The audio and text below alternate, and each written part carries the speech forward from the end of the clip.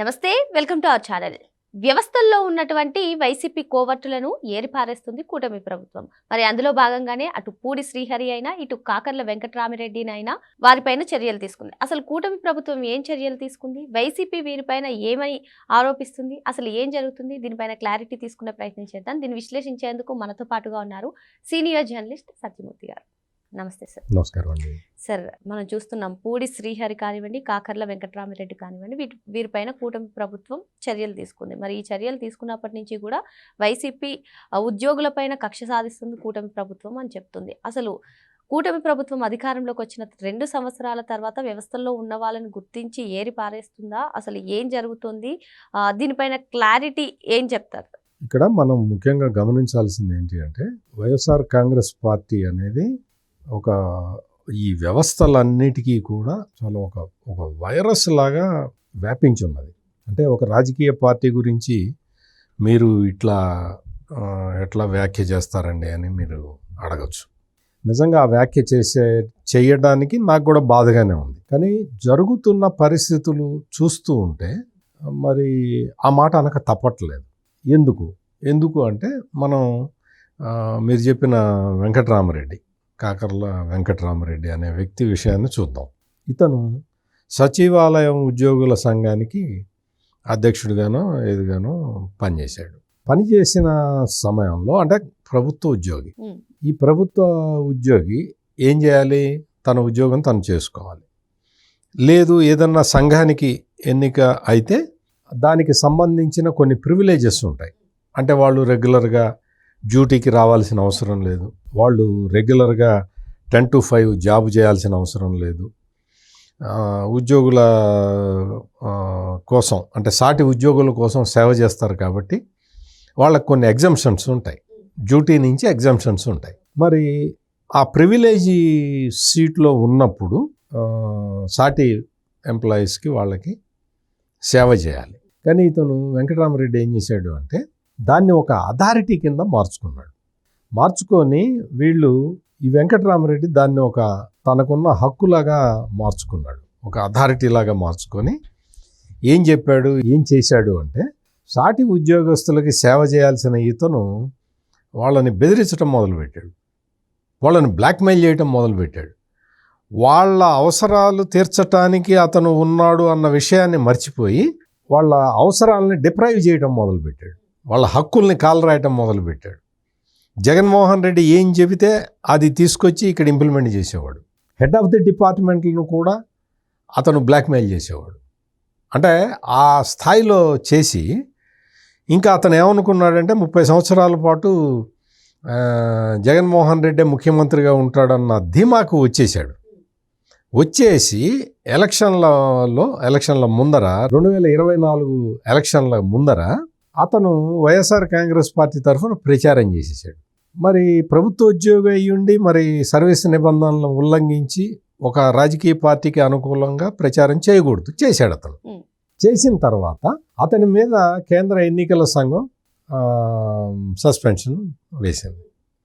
ఆ case continue అయిపోయి ఆ తర్వాత రాష్ట్ర ప్రభుత్వం దాని మీద ఒక నిర్ణయం తీసుకోవాల్సిన పరిస్థితి వస్తే అతన్ని డిస్మిస్ చేసింది. 14 సంవత్సరాల సర్వీస్ ఉన్నదనగానే అతన్ని డిస్మిస్ చేసింది. ఇందులో ఎక్కడా కూడా కూటమి ప్రభుత్వం కక్ష సాధింపు అనేది ఎక్కడా లేదు. కేసు పెట్టింది కేంద్ర ఎన్నికల సంఘం, సస్పెండ్ చేసింది కేంద్ర ఎన్నికల సంఘం. తర్వాత డిసిప్లినరీ యాక్షన్ తీసుకోవాలి. ఆ యాక్షన్ తీసుకోవాలి అనేది కేంద్ర ఎన్నికల సంఘం సిఫార్సు, దాని ప్రకారం జరిగింది. రాష్ట్ర ప్రభుత్వం నిర్ణయం తీసుకుంది.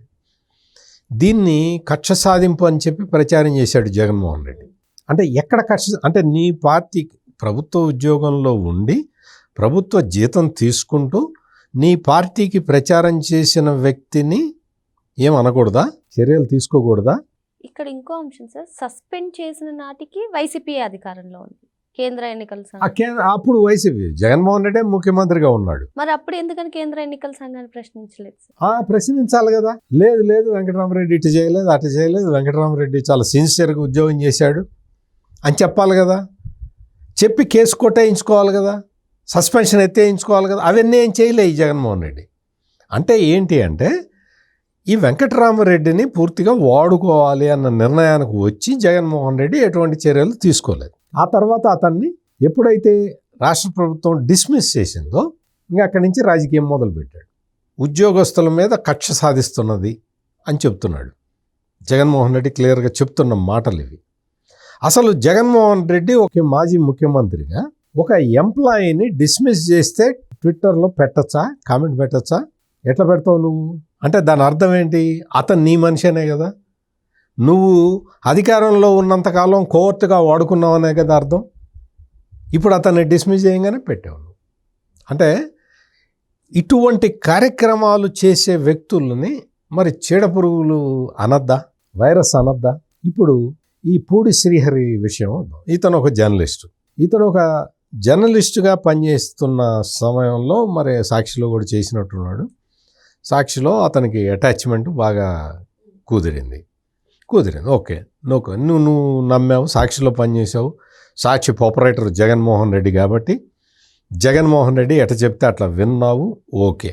ఆ తర్వాత జగన్మోహన్ రెడ్డి ముఖ్యమంత్రి కాగానే ఇతను తీసుకెళ్ళి చీఫ్ పిఆర్ఓ కింద పెట్టుకున్నాడు. Chief PRO to chief minister of Andhra Pradesh ఇతని డిజిగ్నేషన్. చీఫ్ పిఆర్ఓ చేయాల్సిన పనులు ఏ రోజు ఇతను చేసినట్టు నాకైతే తెలియదు. నేను జర్నలిస్ట్నే కదా, ఇతనైతే మరి అటువంటి కార్యక్రమాలు ఏమి చేసినట్టు నేనైతే తెలీదు. అంటే చీఫ్ పిఆర్ఓ ఏం చేస్తాడు? ఒక ప్రెస్ నోట్ రిలీజ్ చేయటం, ముఖ్యమంత్రి రివ్యూలో పార్టిసిపేట్ చేశాడు, ఇచ్చేసాడు అని చేయటం, అవన్నీ వేరే వాళ్ళు చేసేవాళ్ళు.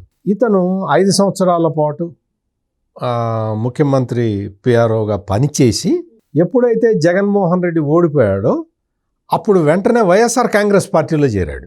అంటే అర్థం ఏంటి? నువ్వు పనిచేసింది సాక్షిలో, సాక్షి నుంచి సీఎం ఆఫీస్కి వచ్చావు, ఆ తర్వాత నువ్వు వైఎస్ఆర్ కాంగ్రెస్ పార్టీలోకి వెళ్ళావు. నేను లాజిక్ చెప్తున్నాను. నేనేమి నాకు ఈ వ్యక్తులతోటి నాకు సంబంధం లేదు, ఈ వ్యక్తులతోటి ఇప్పుడు నేను చెప్పిన వ్యక్తులతోటి నాకు పరిచయం లేదు. నేను అతనికన్నా సీనియర్ జర్నలిస్ట్ని. ఈ వెంకటరామరెడ్డి పుట్టేనాటికే నేను జర్నలిస్ట్ని. అతను సాక్షిలో పనిచేశాడు, సీఎం ఆఫీస్కి వెళ్ళాడు, ఆ తర్వాత వచ్చి వైఎస్ఆర్ కాంగ్రెస్ పార్టీలో చేరాడు. అంటే సాక్షి ఎంప్లాయీని నువ్వు గవర్నమెంట్లోకి తీసుకెళ్ళి ప్రభుత్వంలో జీతం ఇచ్చి ఆ తర్వాత తీసుకొచ్చి పార్టీలో పెట్టుకున్నావు. ఇది ఎంత అధికార దుర్వినియోగం! ఇట్లా ఒక్క పూడి శ్రీహరే కాదు, చాలామంది సాక్షి ఎంప్లాయీస్కి జగన్మోహన్ రెడ్డి గవర్నమెంట్ జీతం ఇచ్చాడు. గవర్నమెంట్ జీతం చెల్లించింది. కొంతమందిని సలహాదారులుగా పెట్టుకున్నాడు, ఒక ఇద్దరిని సలహాదారులుగా పెట్టుకున్నాడు. మిగిలిన వాళ్ళందరూ దీనికి పనిచేశారు. అంటే మీకు జగన్మోహన్ రెడ్డి చేసిన పని చెప్తున్నాను నేను. అంటే నువ్వు ఒక మనిషిని అతన్ని వాడుకొని అతను చేసిన సేవలకి ప్రభుత్వం ద్వారా నువ్వు జీతం ఇప్పించావు. అతను ఆ తర్వాత పోనీ నీకు పిఆర్ఓగా ఉంటే నేను ఈ క్వశ్చన్ వేసేవాడిని కాదు.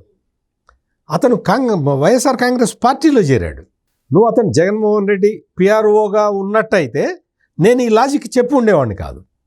సాక్షిలో పనిచేశాడు, సీఎం ఆఫీసులో పనిచేశాడు. జగన్మోహన్ రెడ్డికి అధికారం పోయిన తర్వాత జగన్మోహన్ రెడ్డికి పిఆర్ఓగా ఉన్నాడు, ఓకే, నో ప్రాబ్లం. కానీ అతను వైఎస్ఆర్ కాంగ్రెస్ పార్టీలో చేరి మీడియా రిలేషన్స్ ఆ ఇన్ఛార్జిగా ఉన్నాడు, సెక్రటరీగా. అంటే దాని అర్థం జగన్మోహన్ రెడ్డి ఎంత దుర్వినియోగం చేశాడు, అధికార దుర్వినియోగం. అతనికి మొత్తం శాలరీ గవర్నమెంట్ తోట ఇప్పించాడు. నువ్వు సొంతగా ఇవ్వాలి, లేకపోతే నీ పేపర్ నుంచి ఇవ్వాలి. ఇది మొత్తం టోటల్గా జరిగింది. అతను ఏం చేశాడు? ఓకే, నువ్వు పిఆర్ఓ లేదు, పార్టీలో చేరావు, నో అబ్జెక్షన్. నువ్వు జర్నలిస్ట్ అయ్యి ఉండి పార్టీలో చేరటం కూడా తప్పేం కాదు, నేనేం దాన్ని తప్పు పట్టను. నువ్వు పార్టీలో చేరిన తర్వాత నువ్వు చేసిన పనులేంటి? చంద్రబాబు నాయుడు మీద, పవన్ కళ్యాణ్ మీద, లోకేష్ మీద దారుణమైన కామెంట్లతోటి పోస్టులు పెట్టించేవాడు. ఇతనే తయారు చేసి చివరికి ఏ స్థాయికి దిగజారాడంటే ఈ పూడి శ్రీహరి చంద్రబాబు నాయుడు చేతిలో కత్తి పెట్టి, చంద్రబాబు నాయుడు ప్యాంటు మీద షర్టు మీద రక్త మరకలేసి, చంద్రబాబు నాయుడు రాజకీయ జీవితమే మర్డర్లు, అంటే అతను మర్డర్లు చేస్తూనే రాజకీయాల్లో ఉన్నాడు అని చెప్పి కామెంట్ పెట్టాడు. కామెంట్ పెట్టి వైఎస్ రాజారెడ్డి ఫోటో వేశాడు, వంగవీటి రంగా ఫోటో వేశాడు, జర్నలిస్ట్ పింగళి దశరథరామన్ ఉండేవాడు, అతని ఫోటో వేశాడు, మల్లెల బాబ్జీ అని ఎన్టీ రామారావు మీద హత్యాయత్నం చేసిన వ్యక్తి ఫోటో వేశాడు. మరి ఈ ఫోటోలన్నీ ఎందుకు వేసావు శ్రీహరి అంటే అర్థమే, దానికి ఏమన్నా నువ్వు సమాధానం చెప్పగలుగుతావా? వైఎస్ రాజారెడ్డిని చంపాడా చంద్రబాబు నాయుడు? పింగళి దశరథరావుని చంపాడా? లేదు మల్లెల బాబ్జీని చంపాడా? వంగవేటి రంగాన్ని చంపాడు? ఎవరిని చంపాడు? ఏమన్నా కేసు ఉందా? ఏమన్నా నీకు ఆధారాలు ఉన్నాయి? జగన్మోహన్ రెడ్డికి సంబంధించి చాలా ఉన్నాయి. జగన్మోహన్ రెడ్డికి సంబంధించి నీకు అక్రమాస్తుల కేసులు ఉన్నాయి, ఆ కేసులు ఉన్నాయి, ఈ కేసు, అది చాలా కేసులు ఉన్నాయి. జగన్మోహన్ రెడ్డి కాపాడిన వ్యక్తులు కేసుల్లో ఉన్నారు. వైఎస్ అవినాష్ రెడ్డిని కాపాడాడు. అతను ఏ కేసులో ఉన్నాడు? వివేకానంద రెడ్డి మర్డర్ కేసులో ఉన్నాడు.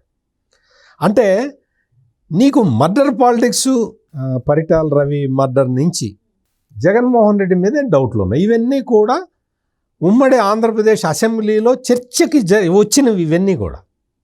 మరి ఇవన్నీ జరిగినప్పుడు నీకు మర్డర్ పాలిటిక్స్ ఎవరు చేస్తారు అని ఎవరిని అడిగినా కానీ ఎవరి పేరు చెప్తారో అందరికీ తెలుసు. నువ్వు చంద్రబాబు నాయుడు చేతిలో కత్తెట్ట పెడతావు?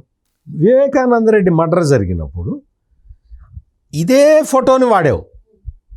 ఏం వాడావు? నారాసుర రక్త చరిత్ర. వివేకానంద రెడ్డిని చంద్రబాబు నాయుడే చంపినట్టు రాసేశాడు. బహుశా అప్పుడు రాసింది పూడి శ్రీహరి అయ్యి ఉంటాడు, లేకపోతే అదే ఐడియాతోటి పోస్టర్ తయారు చేసి ఉండడు.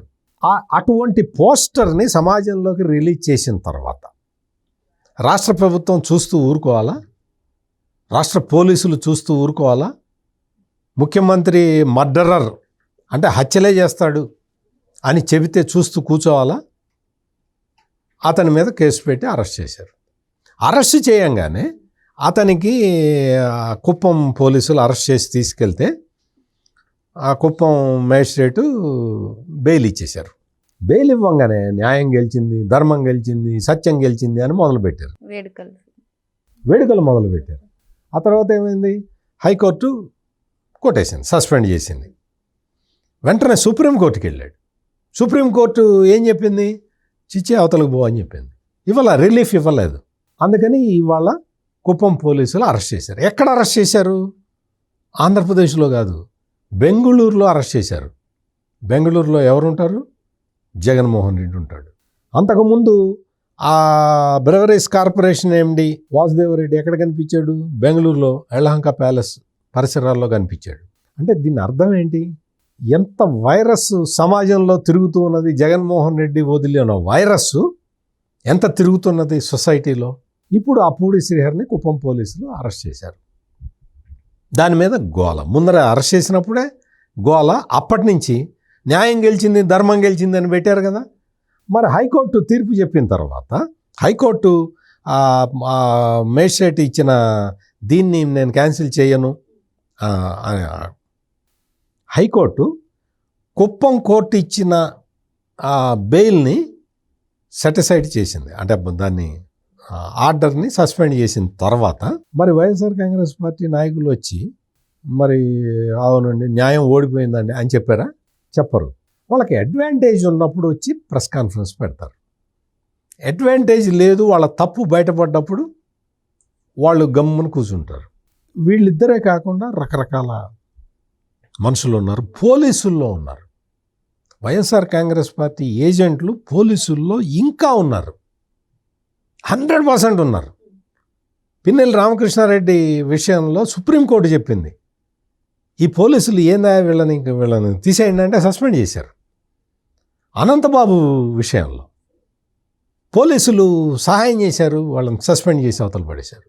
మీకు ఒకటి కాదు, 2 కాదు, ప్రతి దాంట్లో హనీ ట్రాప్ అని చెప్పి అక్కడ ఉమ్మడి అనంతపూర్ జిల్లాలో అందరూ పోలీసులు ఇన్వాల్వ్ అయ్యి ఉన్నారు. ఆ పోలీసులను ఒక్కొక్కరిని పట్టుకొని సస్పెండ్ చేస్తూ ఉన్నారు.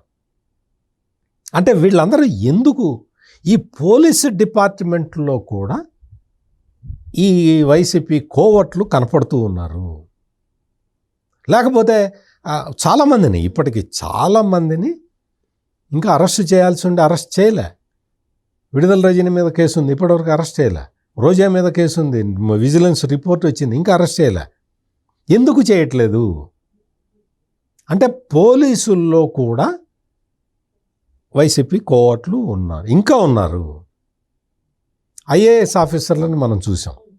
ఈ జగన్మోహన్ రెడ్డికి సంబంధించిన IAS officer, retired IAS officer meeting పెడితే 9 మంది సర్వీసులో ఉన్న ఐఏఎస్ ఆఫీసర్లు అటెండ్ అయ్యారు. దాని అర్థం ఏంటి అంటే జగన్మోహన్ రెడ్డి మీద మీకు అంత ప్రేమ ఉంటే ఐఏఎస్కి రిజైన్ చేసి వెళ్ళి ఆయన పార్టీలో చేరాలి. చేరాడు కదా, పూడి శ్రీహరి చేరాడు కదా, అటు చేరండి వెళ్ళి. అంతేగాని అంటే మళ్ళీ వీళ్ళందరినీ మళ్ళీ వెతకాలి, ఆ 9 మంది ఎవరో చూడాలి, వాళ్ళని సస్పెండ్ చేయలేరు. మళ్ళీ మీటింగ్కి వెళ్తే సస్పెండ్ చేస్తారా అని మళ్ళీ గొడవ పెడతారు. అందుకని వాళ్ళకి పోస్టింగ్ లేకుండా కూర్చోబెట్టాలి. పోస్టింగ్ లేకుండా కూర్చోబెడితే జీతం ఇవ్వాలి. అంటే అంటే సమాజం మొత్తాన్ని జగన్మోహన్ రెడ్డి ఎంత ఖరాబు చేశాడో ఈ వైరస్ని పంపించి అర్థం చేసుకోవాల్సిన అవసరం అయితే రాష్ట్ర ప్రజలకు ఉంది. దయచేసి రాష్ట్ర ప్రజలందరూ అర్థం చేసుకొని ఈ వైరస్ని నిర్మూలించటానికి పోలీసుల్లో చాలామంది ఇంకా కొంచెం నిజాయితీ పరులు ఉన్నారు కాబట్టి ఈ దొంగలు దొరుకుతున్నారు. దొంగలు అంటే పోలీసుల్లో ఉన్న దొంగలు దొరుకుతూ ఉన్నారు.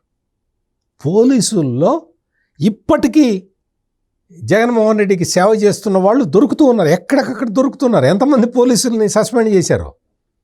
బోరుగడ్డ అనిల్ కేసు నుంచి ఇప్పటివరకు అనంతబాబు కేసు వరకు ఎంతమంది పోలీసులు బలైపోయారు. పోలీసులు కూడా మీకు ఇప్పుడు సర్వీసులో ఉండి ఇంకా జగన్మోహన్ రెడ్డి కోవర్టులుగా పనిచేస్తూ ఇంకా దొరకకుండా ఉన్న పోలీసులకి నేను ఒకటే విజ్ఞప్తి చేస్తున్నా. మీరు ప్రభుత్వం ఇచ్చే జీతం మీద బతుకుతున్నారు. ప్రభుత్వానికి లాయల్గా ఉండండి, ప్రజలకి సేవ చేయండి. మీకు ఉద్యోగం అది. శాంతి భద్రతలను కాపాడండి. మీరు జగన్మోహన్ రెడ్డికి అనుకూలంగా ప్రవర్తించిన చాలామంది సస్పెండ్ కావటం మీరు కళ్ళారా చూశారు. మీరు కూడా ఆ పరిస్థితి తెచ్చుకోమాకండి. నిజాయితీగా ఉండండి. మీ మీద ఎవరు ప్రెషర్ తీసుకొస్తున్నారు? ఎవరు ఇప్పుడు హనీ ట్రాప్ ఉంది ఉమ్మడి అనంతపూర్లో, ఎవరన్నా మిమ్మల్ని కాపాడారా? కాపాడరు. అనంతబాబు కేసు ఉంది, మిమ్మల్ని జగన్మోహన్ రెడ్డి కాపాడా? కాపాడలా, తీసేశారు. పిన్నెల్లి రామకృష్ణారెడ్డికి మీరు సేవ చేశారు, మిమ్మల్ని ఎవరన్నా జగన్మోహన్ రెడ్డి వచ్చి కాపాడా? లేదు, కాపాడలేరు. చట్టం ముందర అందరూ సమానులే. అందుకని పోలీసులు కూడా జాగ్రత్తగా వ్యవహరించాల్సిన అవసరం ఉన్నది. దీన్ని నేను చెప్తున్న దాన్ని సీరియస్గా తీసుకోండి. ప్రజలు సీరియస్ తీసుకోవాలి, పోలీసులు సీరియస్ తీసుకోవాలి, ఈ గవర్నమెంట్ ఎంప్లాయీస్ సీరియస్ తీసుకోవాలి, ఐఏఎస్ ఆఫీసర్లు సీరియస్ తీసుకోండి. తీసుకొని చక్కగా మీరు ప్రజలకు సేవ చేయాలి, సేవ చేయండి. మరో అంశంతో మళ్ళీ కలుద్దాం. Thank you sir. నమస్కారం.